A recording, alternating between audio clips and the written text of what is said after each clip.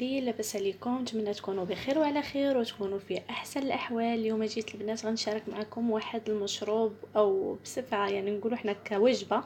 يعني صراحه البنات اللي كتنفع في هذا الجو هذا ديال البرد، وبالنسبه للنزلات ديال البرد يعني اللي كيعاني من الكحبه الجافه، هذه يعني وصفه تقدموها للوليدات ديالكم او لكم حتى نتوما يعني كبار وصغار. هذه الوصفه البنات زوينه بزاف. نتمنى باش تشاهدوا معايا الفيديو الى الاخر باش تعرفوا على المكونات والطريقه ديال التحضير. غادي نقول لكم فرجه ممتعه وتابعوا الفيديو الى الاخر. بنات، يعني المقادير اللي غادي نحتاجو لهذا المشروب هذا هو نص لتر ديال الحليب، 3 ديال البيضات بلديين. البنات كنأكد ضروري البيض البلدي. وهنايا البنات حبرشات اللي نقيت من قبل كيف ما كتشوفوا انا هنايا كنخليه يعني كنحتاجو. وغادي نحتاج المليحه وخرق وسكنجبير والزعفران الحر، زعفران شعر الحر. المهم البنات كيف ما قلت لكم هاد الوصفه هذه او بالاحرى هاد المشروب هذا زوين بزاف، يعني هكذا في هاد الفتره هذه ديال البرد، وبخصوص الاطفال يعني اللي كيعانوا من نزلات البرد ومن داك السعال الجاف او السعال الناشف، يعني كيف ما كنقولوا اللي ما كيخرجوش فيه الكحبه ديالهم. يعني مزيانه للوليدات الصغار، مزيانه للكبار. يعني هاد الوصفه هذه راه معروفه عند جدواتنا قبل، كانوا كيستعملوها وكيديروها للعيالات اللي كيكونوا نافسات، يعني كيساعدوا كتساعد هاد الوصفه على اضرار الحليب. وكذلك قلت لكم هي مزيانه لهاد الفتره هذه ديال هاد البرد، وكتعالج لينا يعني حتى السعال وحتى النزلات ديال البرد، يعني كتقينا من هذا المرض هذا ديال البرد. راه زوينه بزاف ومقادير البنات سهله وبسيطه ومتوفره في كل بيت. غندوز معكم دابا الطريقه ديال التحضير ديال هذه الوصفه هذه. خليكم معايا وفرجه ممتعه. هنا درت تقريبا واحد كاس صغير ديال الماء، درته هنا في كاسرونه ودرت عليه واحد المعلقه كبيره ديال الحبرشاد. صافي غادي نخلي الكل يغلي معايا تقريبا واحد 5 ديال الدقائق، يعني بلا ما يطيب ليا هاد الحبرشاد هذا وينشف ليا من الماء. وغادي نكمل معكم باقي المراحل والطريقه ديال التحضير ديال هذا المشروب. بصراحه اللي زوين زوين زوين بزاف، يعني غادي ينفعكم وغادي ينفع وليداتكم، وبالخصوص في هذا الجو هذا البارد يعني اللي كنعانيو من هاد نزلات البرد المتكرره. يعني صراحه هذا المشروب هذا ما خصوش يخطاكم، يعني بقاو ديروه هكذا من الليل للوليدات ديالكم. المهم انا غنتسنى على الحبرشات ديالي كيف ما كتشوفوا حتى يطيب، ونتلاقى معكم باش نكمل معكم باقي المراحل. البنات هنايا بعد ما طاب ليا الحبرشات ديالي كيف ما كتشوفوا ونشف من هذاك كاس صغير ديال الماء اللي درت ليه، غنضيف عليه دابا نص لتر ديال الحليب البنات. وغادي نحرك.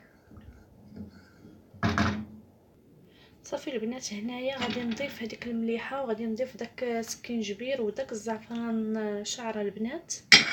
صافي وغادي نحرك هاد الخليط ديالي، وغادي نبقى هكذا نحرك مره حتى تطلع ليا البنات هذيك الغليه ديال الحليب. عاد غادي نبدا نضيف دوك 3 ديال البيضات البلديين بالتدريج. المهم دابا غادي نبقى نحرك بحال هكا حتى تطلع معايا الغليه ديال الحليب، وغادي نكمل معكم باقي المراحل. صافي البنات هنايا وصلت للمرحله ديال الغليان كيف ما كتشوفوا الحليب ديالي بدا كيغلى معايا. ندوزو المرحله ديال اضافه البيض. انا هنا البنات 3 ديال البيضات بلديين كيف ما كتشوفوا. يعني ضروري البنات البيض البلدي، حيت هو صراحه فيه فيتامينات اللي ما كاينينش في البيض العادي يعني نورمال. يعني اللي متوفر ليه البيض البلدي يدير البيض البلدي احسن. المهم انا غنتسنى هنا على الحليب حتى تبدا تطلع الغليه. هي بدات كتطلع.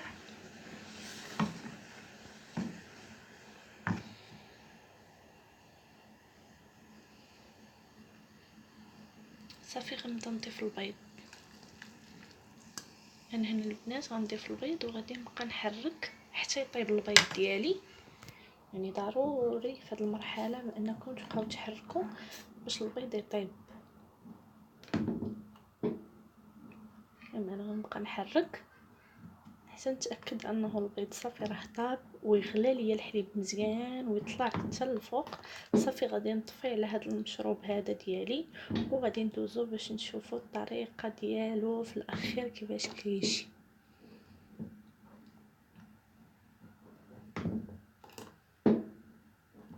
البنات راه ملي كتضيفوا البيض يعني كتلاحظوا ان داك الحليب ديالكم بدا كيختار شويه، راه ما كيبقاش يعني هكذاك جاري، كيبدا يختار. شوفوا البنات هذاك البيض البلدي، شوفوا ديك الصفوريه ديالو اللي كيطلق صراحه، وحتى هذاك الزعفران زغبه البنات كيطلق ديك الصفوريه ديالو زوينه.